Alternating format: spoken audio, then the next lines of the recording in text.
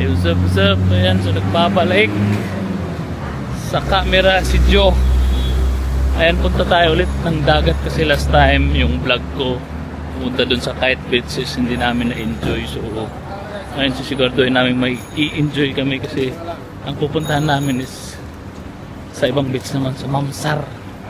Kasi ngayon dun sa may Kite Beach, maraming ginagawang renovation, inaayos nila, kaya yung paligid hindi siya ganun kaganda, maraming mga reconstruction.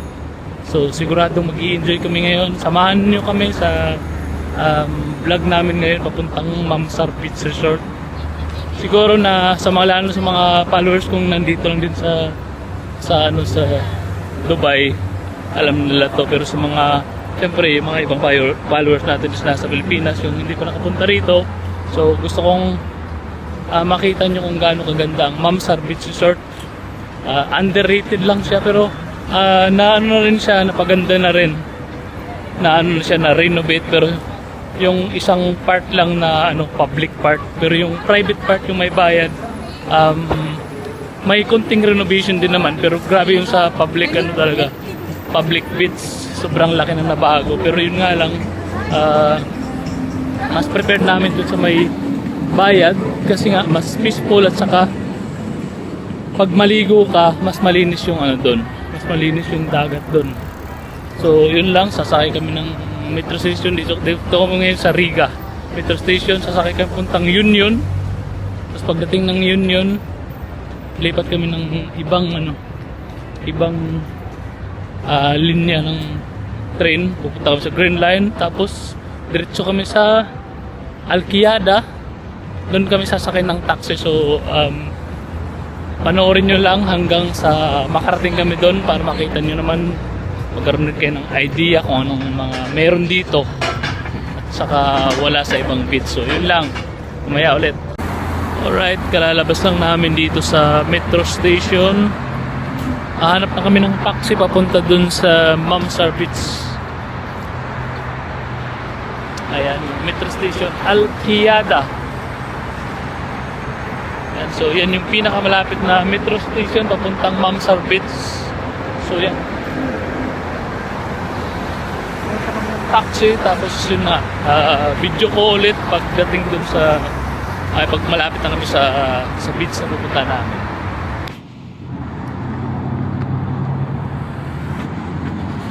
Tawid kami sa kabila, dun kami sasakay ng taxi kasi sa mga oras na to sobrang hirap makakuha ng taxi kasi nga peak hour, peak hour, so sobrang traffic, tapos ang daming nag-aabang ng taxi, kaya doon kami sa tapat sasakay ng taxi. So ayan, nakakuha na kami ng taxi puntang Mamsar Park Beach. Ay, siguro ito mga 5 minutes pag walang traffic, tapos makakarating na tayo sa Mamsar Mamsar Beach Park. Maraming doon, mga cottage na free lang, yun ang pinakagusto ko doon. Tapos ngayon Lunes, walang gaanong tao, so perfect time. Tapos siyempre kasama ko si Takaw, madaming baon, hindi kami mauubusan. Kahit hanggang umaga marami kaming baon. So ayan, pakita ko sa inyo dalawang parte sa Mamsar Beach. May public, yung walang bayad, tapos doon naman sa may bayad sa Mamsar Beach Park. Mas malinis yung tubig. Hindi ko sinasabing madumi yung sa public beach, pero mas malinis talaga doon sa beach park, yung sa may bayad. 5 dirham lang naman. Siguro kung sa piso yun, nasa nasa mga 80 pesos. So not bad, saka worth it naman. So mamaya ulit, bye bye.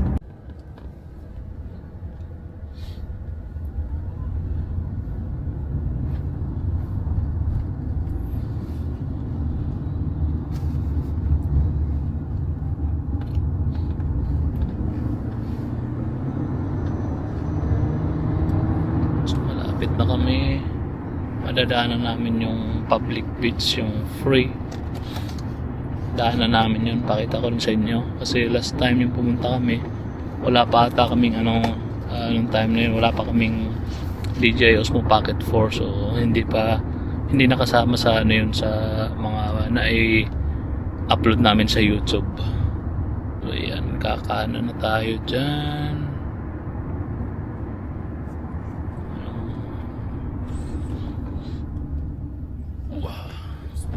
Yan si Takaw.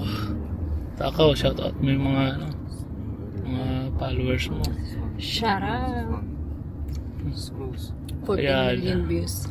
There's another way, Followers. brother. Ito na tayo, nakakuha na tayo ng ticket dito sa Almamsar Park for 2 guests. And Mamma Mia, not our lucky day. Alam nga, naan pa kami sa sa taxi. Na-scam pa kami ng taxi driver na yon, nagpaikot-ikot, tapos pagdating namin doon, nakakuha na kami ng ticket, tapos araw ng mga babae. So ayun, hindi kami pwede kasi half babae naman ako, hindi ako babae. Joke. And so wala kaming ibang choice kundi pumunta na lang doon sa may public beach. Ang mahirap nito pagdating namin doon, bawal din yung lalaki, giatay na yan. So dito na kami, pero sana hindi kasama dito sa sa ladies day itong part na to. Ayun, marami nag-jet ski.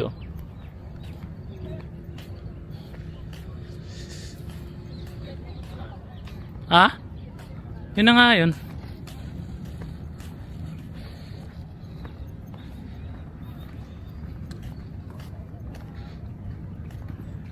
Sana pag hindi, wala tayong magagawa, mag-taxi ulit. Doon yun, no? Layo. Ayun, so papunta kami doon sa may public beach. Lalakad muna kami, mag-walking muna kami. Sana lang talaga is allowed yung mga men today. Kasi nga doon nga sa private beach. Hindi lang siya private beach, sa park. Ano talaga, mga ladies lang at saka mga bata, children ba. I'm not a kid anymore, so it's not allowed for me. So tingnan natin. Yan, pakita ko sa inyo. Yung tapat na yan, kaya gustong gusto ko rin dito sa kasi nga na yan, part of Sharjah na yan dyan banda. Yan ang ganda. Perfect for picture dyan banda. Sheesh. Mayroon ditong tulay na pwede daw kami mag-cross. Tapos kung gusto namin mag night swimming, mayroon din daw dito sa tapat. So yan, pakita ko sa inyo. Yan siya, yung tulay, ganda. Papunta yun dun sa kabila. Chay Pangir.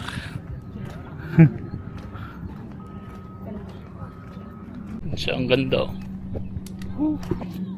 Ganda ng view. Perfect for cinematic.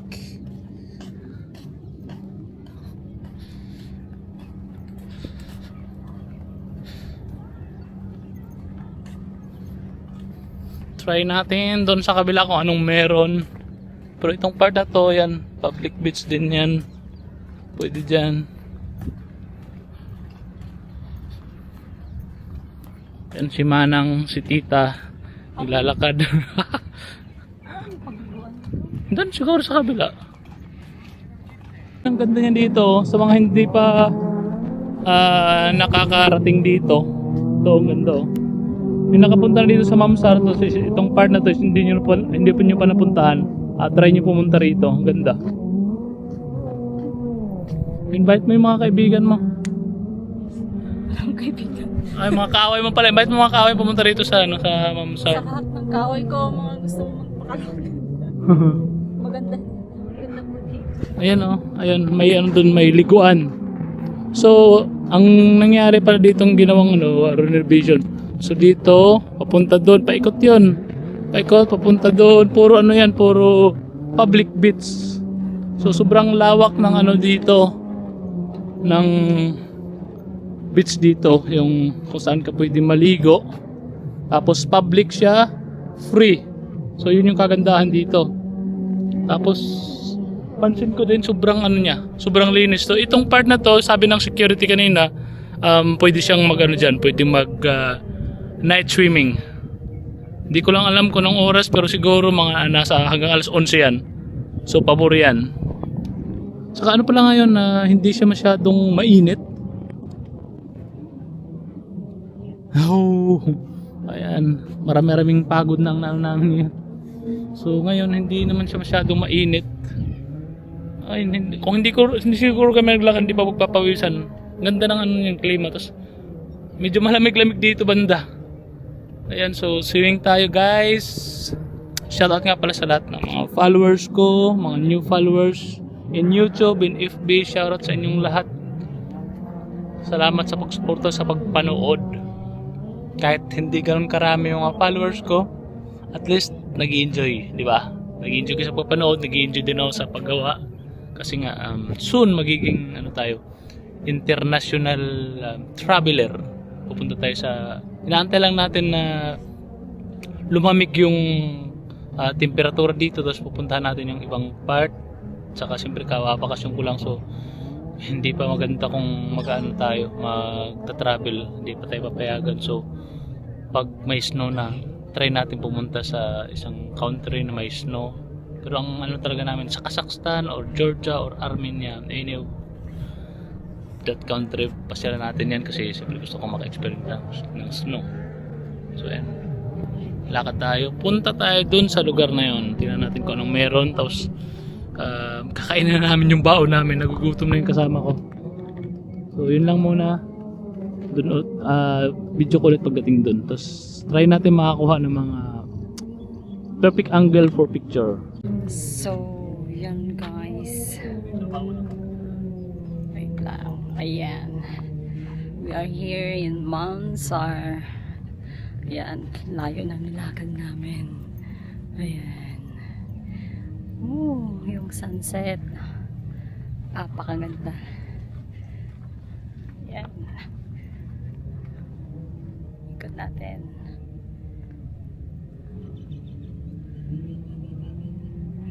Ganda, di ba? Sundan natin si Bansot, si Arbab. Arbab yun eh, Arbab ng mga ano, kutong lupa ba? Ayaw ko, kunti lang libag. Namimili pa eh. Kala mo yung napakagwapo. Ayan. Guys, napakalinis ng ano dito, ng lugar, oh. Tapos pinong-pino yung buhangin. Woo! Napakapino. Tapos yung dagat, papakita sa inyo gano'ng kalinaw. Gano'ng kalinis. Ayun, so pag may nakita kayong basura dito, swerte nyo na. Ayun, ang linis, oh.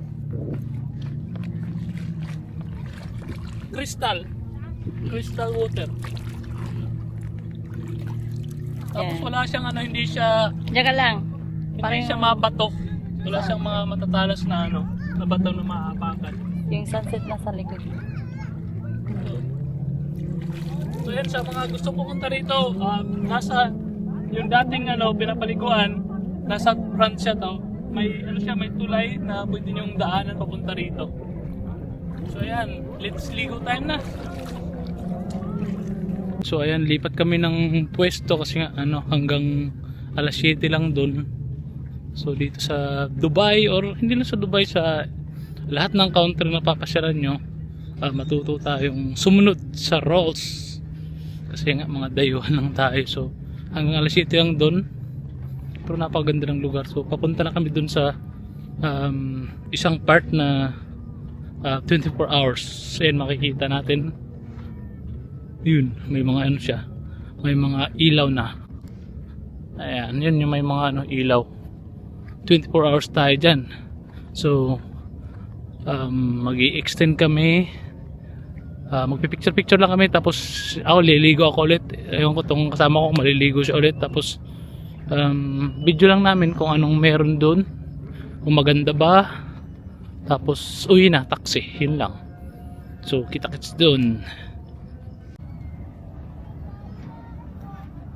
So ayan yung 24 hours na beach nila, may ilaw na siya. Ayun, so napansin nyo ba, medyo madaming tao, pero malawak pa rin naman siya. So may enjoy pa rin natin. Cut mo na. Guys, lumipat kami dito sa 24 hours beach. So, ayan. Okay. Yan, lakad-lakad na kami. Daming tao.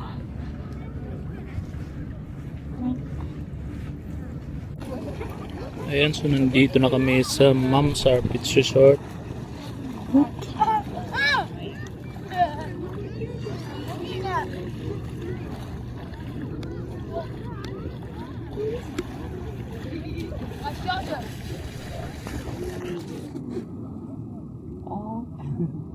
Ang ganda naman dito.